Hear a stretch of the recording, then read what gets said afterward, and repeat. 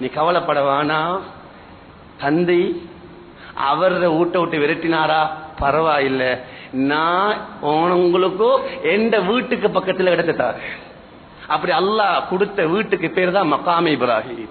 அல்லாஹ் சொன்னான், வத்தஹது மின் மகாம் இப்ராஹிம் முஸல்லா, நீங்க இந்த வீட்டுக்கு வந்தா என்னுடைய கலீல் இப்ராஹிம் அலைஹிஸ்ஸலாமுடைய அந்த மகாம்ல தொழுங்க. அது பகிரங்கமான அத்தாட்சி கிதாபுல எழுதப்பட்டிருக்கு.